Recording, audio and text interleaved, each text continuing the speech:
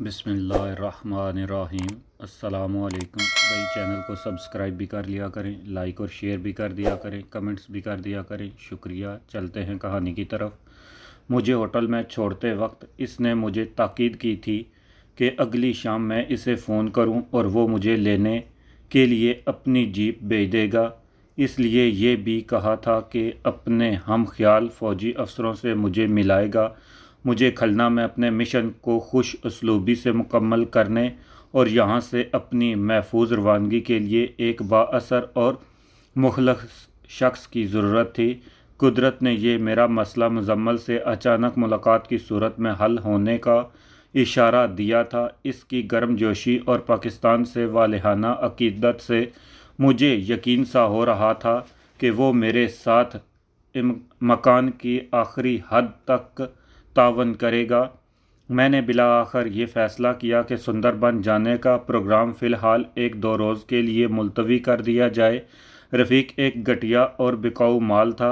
मज़दूरों, गाइडों और कल की रवानगी के इंतज़ामात के अखराजात के सिलसिले में इसे $100 भी दिए जाते तो वो बार बार अब इतने नफ़ा बख्श काम की ख्वाहिश करता। मैंने इसे पहले इस फ़ोन करके अपनी तबीयत की नासाजी का बहाना करके शिकार के प्रोग्राम को चंद दिनों के लिए मुलतवी करने का कहा और इसे ये भी कह दिया कि इसने हमारी रवानगी की मद में जो अखराजात किए हैं इनके लिए वो कल सुबह मुझसे $100 ले जाए। रफ़ीक हस्बे तवक्को बड़ी खुशी से मान गया। इस फ़ोन के बाद मैंने कैसर और नंबर 2 को होटल के डाइनिंग हॉल में बुलवाया और कर्नल मुजम्मल से अपनी अचानक मुलाकात की रुदाद सुनाई। दोनों ने इस बिल्कुल गैर मुतवक्का मुलाकात को मदद गैबी समझते हुए मुझे मशवरा दिया कि कर्नल मुजम्मल से कल ज़रूर मिलूं और मौका देकर अपने मिशन का मखसूस सरसरी तौर पर ज़िक्र करूं और अगर इसने दिलचस्पी ज़ाहिर की तो फिर भी अच्छी तरह से अपनी तसल्ली होने पर इस मिशन के मुताल्लिक़ तफसीलन बताऊं और देखूं कि वो हमारी बाहिफाजत रवानगी के लिए अपनी मदद किस हद तक पेश करता है।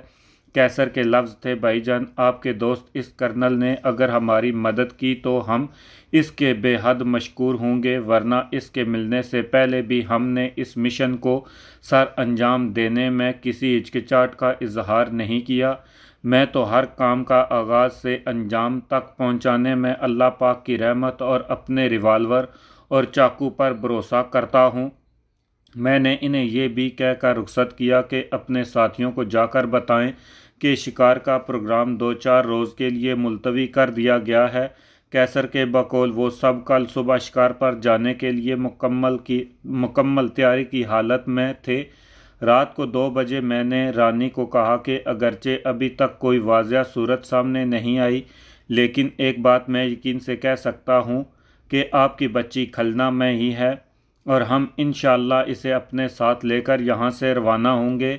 रफ़ीक ने आपको इसके नाम और कॉन्वेंट में तालीम पाने के मुताल्लिक़ जो कुछ बताया था वो सब गलत है। आपकी बच्ची के असूल और इसे बाहिफाजत यहाँ से ले जाने में कुछ दुश्वारियाँ हायल हैं जिन पर काबू पाने में चंद रोज़ लगेंगे। इसलिए हमने शिकार का प्रोग्राम फ़िलहाल मुलतवी कर दिया है। आप सिर्फ ये ख्याल रखें कि यहाँ किसी मर्द या औरत से भी मिलने से गुरेज करें, क्योंकि मेरी छठी हिस्स कह रही है कि रफ़ीक ने यकीनन हमारी असलियत जानने के लिए कुछ जासूस छोड़ रखे होंगे।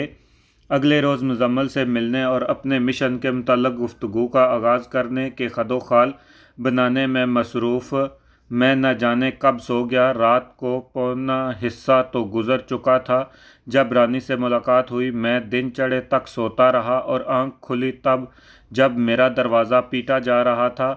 बैरे ने बताया कि रफ़ीक साहब मिलने आए हैं। रात भर जागने से मेरी तबीयत खासी मुज़महिल हो रही थी। मैंने रफ़ीक को कमरे में ही बुला लिया। वो मेरी तीमारदारी के बहाने आया था, लेकिन रुखसत तब हुआ जब मेरे $100 इसकी जेब में चले गए। दिन का खासा इस वक्त मैंने कैसर और बाकी साथियों के साथ होटल के डाइनिंग हॉल में गुजारा। हम तो होटल में ठहरे हुए थे और आज हम कोई काम ना था। मैंने देखा कि डाइनिंग हॉल में लोगों की आमदोरफ्त जारी थी, लेकिन दो शख्स एक ही टेबल पर हमारी आमद से पहले के बैठे हुए थे। हम तकरीबन 4 घंटे वहाँ बैठे रहे और इसी दौरान वहाँ 2 मरतबा चाय और 2 मरतबा खाना खाया, लेकिन इन दोनों ने सिर्फ एक मरतबा चाय मंगवाई। बैठने के दौरान वो बिल्कुल खामोश रहे और आपस में भी उन्होंने कोई बात न की। ऐसा महसूस होता था जैसे वो हमारी नकलो हरकत की निगरानी कर रहे हों। जासूसी में वो बिल्कुल अनाड़ी लगते थे, लिहाजा जल्द ही वो मेरी निगाहों में आ गए। जब हम डाइनिंग हॉल से उठे तो दोपहर के 3 बज रहे थे। मैं अपने कमरे के दरवाजे तक जाकर फिर डाइनिंग हॉल में वापस आया। वो जा चुके थे। मेरा शक यकीन में बदल गया कि हमारी निगरानी हो रही है। इतने अनाड़ी जासूस किसी महकमे के नहीं हो सकते थे। मुझे यकीन हो गया कि ये रफ़ीक के भेजे हुए कुत्ते थे जो हमारी बू सूंघने आए थे। शाम 6 बजे मैं नहा धोकर और तरोताज़ा होकर कर्नल मुजम्मल को फ़ोन करने जाने ही वाला था कि बैरे ने बताया कि मेरा फ़ोन आया है। दर्शन होटल के कमरे में टेलीफोन की सहूलत मुहैया नहीं थी और ये हमारे लिए बेहतर ही था, क्योंकि रफ़ीक दूसरे कमरों में फ़ोन करके रानी की आवाज़ सुन लेता तो पहचान कर फ़ौरन हमारे यहाँ आने के मकसद की तह तक पहुँच जाता। ये कर्नल मुजम्मल का फ़ोन था। दोस्ती के गम में इस ने मुझ पर ख़ुद को इतना बाइख्तियार समझ लिया था कि इसने कहा, मैं तुम्हें लाने को जीप भेज दी है। रात के खाने पर चंद दोस्त भी हमारे साथ होंगे, लिहाजा जल्द वापसी की तवक्को मत रखना। कल वैसे भी एतवार है और किसी को भी सुबह उठने की मजबूरी नहीं। मेरा जवाब सुने बगैर ही इसने फ़ोन बंद कर दिया। कोई और होता तो मैं इस बदतमीज़ी और गुफ्तगू के अंदाज पर चिरागपा हो जाता, लेकिन मुजम्मल पुराना और बेतकल्लफ दोस्त था और चिटागंग में भी हम एक दूसरे से मिलने या खाने में शिरकत की दावत इसी तहकमाना अंदाज में दिया करते थे। 15 मिनट में कर्नल की जीप आ गई। अपने बंगले के ड्राइंग रूम में वो मेरा इंतज़ार कर रहा था। मुझे देखते ही बगैर किसी रस्मी कलमात के वो छूटते ही बोला, रात तुम्हारे जाने के बाद तायरा ने मुझसे लड़ना शुरू कर दिया कि तुमने भाईजान को यूं क्यों नहीं बताया कि मैं सितार बजाती हूं और उर्दू गाने भी अच्छे खासे गा लेती हूं। लिहाजा इससे पहले कि हमारे दोस्त आ जाएं, तुम तायरा का सितार और गाना सुन लो, क्योंकि खाने के बाद सिर्फ मर्दों की महफिल जमेगी। मुजम्मल ने तायरा के सामने ही ये बात की थी। पहले तो वो कुछ झिझकी और शर्माई, लेकिन मेरे इसरार पर इसने पाकिस्तान के 2-3 जंगी नगमे सुनाए जो सन 65 की पाक भारत जंग के दौरान खासे आम पाकिस्तानी की ज़ुबान पर थे। 1-1.5 घंटे की इस महफिल के बाद मुजम्मल के दोस्तों की आमद शुरू हुई। मदोइन में 1 ब्रिगेडियर, 2 लेफ्टिनेंट कर्नल, 2 मेजर और 1 कैप्टन था। मुजम्मल ने सबसे मेरा तारफ़ अपने दरीना दोस्त और पाकिस्तानी की हैसियत से करवाया। रात के खाने पर भी हमारा ज़्यादातर मौजू पाकिस्तान और बांग्लादेश के खुशगवार ताल्लुकात की इस्तवारी और इन दोनों ममलकत के फिर से एक हो जाने की तवक्को की उम्मीद ही रहा। मुझे सब मेहमानों की गुफ्तगू से ये महसूस हो रहा था कि इनके ख़यालात में पाकिस्तान से अलहदगी की वजह इनके गरदार लीडरों की जज्बाती और नाअक़बत अंदेश नारे थे। मैंने इन्हें कहा कि गरदार सिर्फ मशरक़ी पाकिस्तान में ही नहीं बल्कि इन 2 चंद पाकिस्तान में थे। इधर हम उधर तुम का नारा भुट्टो ने लगाया था। सलामती कौंसिल में पोलैंड की जंग बंदी की करारदाद को भुट्टो ने फाड़ा था, जिसमें भारत और पाकिस्तान की अफवाज के अपने अपने ममालिक में वापसी, जिससे सिर्फ भारतीय फ़ौज की मशरक़ी पाकिस्तान से भारतीय वापसी होती, क्योंकि इस सारी जंग का दौरान पाकिस्तानी फ़ौज तो अपने मुल्क में ही थी और जारहाना और हमला आवर सिर्फ भारतीय फ़ौज थी। और पाकिस्तान की तारीख़ के वाहिद मुस्तफ़ाना और शफाफ इलेक्शन, जिसमें अवामी लीग को वाज़ह अक्सरियत मिली थी, बजाय हुकूमत सौंपने के इसके लीडरों को गिरफ्तार करके मगरबी पाकिस्तान ले जाने वाले भी मगरबी पाकिस्तानी थे। इसलिए इस अलहदगी की ज़िम्मेदारी सिर्फ मशरक़ी पाकिस्तानियों पर नहीं बल्कि इनसे ज़्यादा मगरबी पाकिस्तान के गरदार लीडरों पर थी। इस खाने में शिरकत हम सभी की सोच यकसां थी कि एक मुकम्मल और मजबूत घर के मकीन अगर अपने इख्तलाफात के बायस घर के दरमियान में एक दीवार खड़ी कर दें तो घर के सभी मकीनों को न सिर्फ तकलीफ़ होगी बल्कि यूँ महसूस होगा जैसे सब का दम घुट रहा हो। खाने के बाद ड्राइंग रूम में काफ़ी की चुस्कियां लेते हुए मुजम्मल ने मेरा मुकम्मल और भरपूर तारफ़ करवाते हुए जब इन्हें बताया कि मैंने 3 साल से ज़्यादा अरसा भारत में गुजार कर जो मिशन अंजाम दिए वो भारत को नाकों चने चबवाने, इसकी मुफस्सल रिपोर्ट इसने हेडक्वार्टर में खुद पढ़ी है, तो सब ने मेरी हिम्मत, बहादुरी और वतन के लिए जानसारी के जज्बे को बेहद सराहा।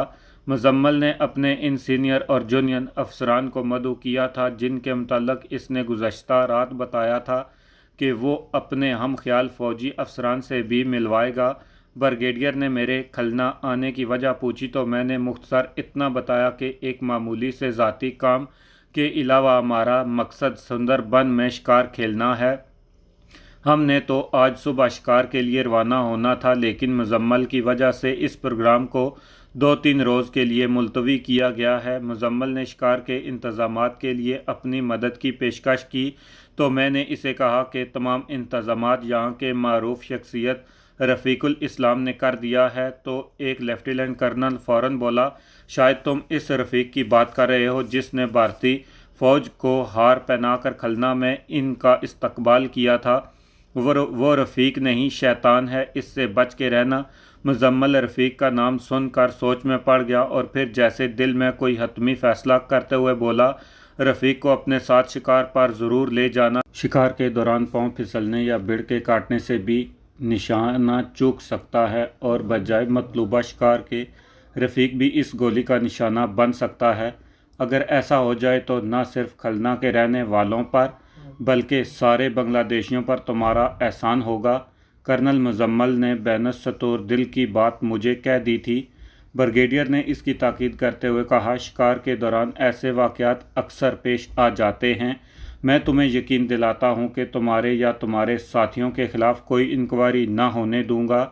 तुम सिर्फ गोली के चूक जाने से इसकी मौत वाक़या होने की रिपोर्ट एक एसपी को और इसकी कापी मुझे देना, बाकी सब कुछ मुझ पर छोड़ दो। हालात को अपने मौक़िफ़ देखते हुए मैंने सोचा कि इन हम ख्याल अफसरान से सोनिया के मुताल्लिक़ बात छेड़ूं कि ब्रिगेडियर ने मुजम्मल को कहा कि सारे दरवाज़े और खिड़कियां चेक करो। मुजम्मल ने 5 मिनट के बाद वापस आकर कहा कि सब ठीक है और मिलिट्री पुलिस के 6 जवान पहरे पर हैं। मैं हैरान था कि इतनी बेतकल्फ़ी और यकगानियत के बाद यकायक ये तब्दीली क्यों। कर्नल मुझे भी अपनी जगह पर बैठ गया। तमाम अफसरान भी पुरसुकून खामोशी से बैठे थे। ब्रिगेडियर ने इस दौरान सिगार सुलगा लिया। परेशान तो सिर्फ मैं था कि यकायक ये क्या हो रहा है। मेरी परेशानी मेरे चेहरे से अयां थी, जैसे शायद सब ने महसूस भी किया। अपने सीनियर अफसरान के सामने इन में से बोला तो कोई भी नहीं, लेकिन इन सब के चेहरों पर दबी मुस्कुराहट थी जिससे मेरी उलझन में और भी इजाफा हो गया। इस सकूत को बिलाखिर ब्रिगेडियर ने तोड़ा। सिगार की राख को एस्ट्रे में जाड़ते हुए वो बोला, ये मखसूस एक एतफाक़ नहीं बल्कि हमारे हम ख्याल एक मेजर जनरल ने 3-4 माह की तगोदो के बाद हमें खलना में यकजा कर दिया है, वरना पहले हम मुख्तलिफ रेजिमेंट और ब्रिगेड्स में बिखरे हुए थे। तुम्हें यकीनन इल्म होगा कि भारतीय बॉर्डर यहाँ से करीब ही है। जैसूर छावनी में भारतीय दबाव की वजह से वहाँ ऐसे सीनियर अफसरान तैनात किए गए हैं जिनका झुकाव भारत की तरफ है और यूँ महसूस होता है जैसे जैसूर बांग्लादेशी नहीं बल्कि भारतीय छावनी है। सरहद पार से भारतीय फ़ौजी अफसरान महीने में 10-12 रोज़ जैसूर में गुजारते हैं और इन ही के मशवरों और हदायत के मुताबिक सरहद पार से जासूस हमारी मुतअद्दिद फ़ौज में भारत मुखालिफ नौजवानों और अफसरान को तलाश करते हैं और इनकी निशानदेही करते हैं। इन नौजवानों और अफसरान को या तो सबकदोश करके इनकी मुसलसल निगरानी की जाती है और या इन्हें किसी रात गायब कर दिया जाता है। मामूली सी रस्मी इंक्वायरी के बाद इन्हें मफरूर करार दिया जाता है और इनकी तलाश के अहकामात दिए जाते हैं, लेकिन ये सिर्फ फाइल वर्क तक ही महदूद होता है। अमली तौर पर अब तक ना तो कोई इनकी तलाश की गई और ना ही ऐसा कोई आज तक पकड़ा गया है। खलना में हमने मुख्तलिफ़ ज़राए से मालूमात इकट्ठी करके एक मुफस्सल रिपोर्ट तैयार की है, जिसकी रोशनी में एक प्लान भी तरतीब दिया है। जैसूर छावनी में एक हेलीकॉप्टर उतरने और उड़ने की जगह है, जहां से भारतीय सीनियर अफसरान हेलीकॉप्टर में कलकत्ता से इस छावनी में आते जाते हैं और इनका परवाज़ का रास्ता सुंदरबन के इस इलाके से है, जहां पर शिकार पार्टियां जाती हैं। हवा का दबाव से बचने के लिए ये हेलीकॉप्टर इस इलाके पर 800-1000 फीट की बुलंदी पर उड़ते हैं। हमारे प्लान के मुताबिक अगर किसी ऐसे भारतीय हेलीकॉप्टर को इस इलाके में मार गिराया जाए तो भारतीय तहकीकात से सिर्फ साफ मालूम होगा कि ये हादसा किसी फ़नी खराबी से नहीं हुआ, बल्कि दानिस्ता हिट किया गया है। इसके नतीजा ये होगा कि 8 भारतीय अफसरान हलाक होंगे। भारतीय फ़ौज का जैसूर छावनी के अफसरान पर एतमाद ख़त्म हो जाएगा और वहाँ के JOC का ट्रांसफ़र कर दिया जाएगा। हमने पूरा इंतज़ाम कर रखा है कि ऐसी सूरत में इस जर्नल को जैसूर भेजा जाएगा, जो हमारा हम ख्याल है। इस तरह जैसूर छावनी भी हमारे ग्रुप के जर्नल की कमान में आ जाएगी। इस काम के लिए हम बजूका कंधे पर रख कर चलाने वाला हथियार, जिससे फायर किए हुए रॉकेट से टैंकों को निशाना बनाया जाता है, इस्तेमाल कर सकते हैं।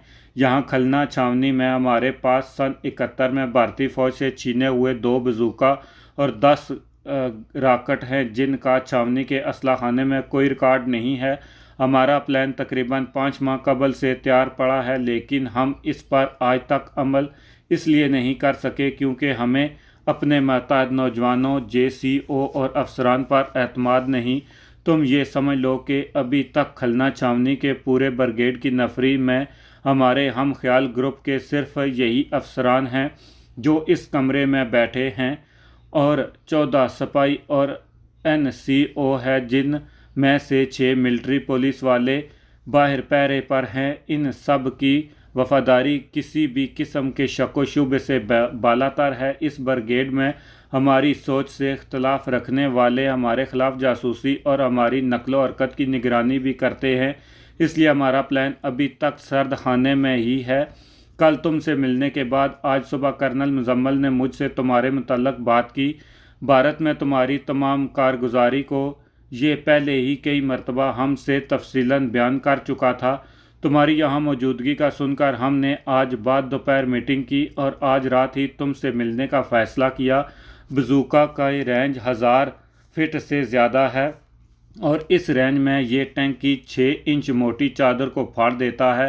हेलीकॉप्टर तो अगर 1500 फीट भी बुलंद हो तो ये इसके परखचे उड़ा देगा। इसे चलाने के लिए 2 अफराद की ज़रूरत होती है और इससे निशाना लेना बहुत आसान है। हमारे हम ख्याल अफसर जवान भी ये काम सर अंजाम देने को तैयार हैं, लेकिन इनकी छावनी से बाहर और ड्यूटी के अलावा नकलो हरकत की सख्ती से निगरानी के बायस हम अपने इस मिशन की तकमील से पहले या बाद में एक्सप्रेस होने के मुतहम्मल नहीं हो सकते। क्या तुम अपने शिकार के प्रोग्राम के दौरान इस मिशन को सर अंजाम देने की जिम्मेदारी उठा सकते हो? मुझे यकीन है कि बजूका के 2 फायर करने की ट्रेनिंग से तुम इसका आज़ादाना और कामयाब इस्तेमाल कर सकोगे। इस्तेमाल के बाद तुम इस हैंड ग्रेनेड से वहीं तल्फ भी कर सकते हो। हम तुम्हें हेलीकॉप्टर के रूट और सुंदरबन में इस जगह की निशानदेही के लिए मुकम्मल नक्शा और इसकी भारत की परवाज़ के दिन और वक्त से भी आगाह कर देंगे। ब्रिगेडियर अपनी बात मुकम्मल करके खामोश हो गया और सब ने मेरे जवाब के इंतज़ार में मेरी तरफ देखना शुरू किया। मैंने चंद लम्हे सोचा और ये चंद लम्हे इस सोच में नहीं गुजारे कि मुझे ये मिशन हाथ में लेना चाहिए या नहीं, बल्कि मेरी सोच का ज़ाविया ये था कि सीनियर भारतीय फ़ौज के हलाकत और ये जानकर के इनके हेलीकॉप्टर को हिट किया गया है, इनकी बांग्लादेश के मुतल्लक अपनी हतमी हमायत की खुशफहमी को कितना सदमा पहुंचेगा और इससे मुझे कितनी राहत और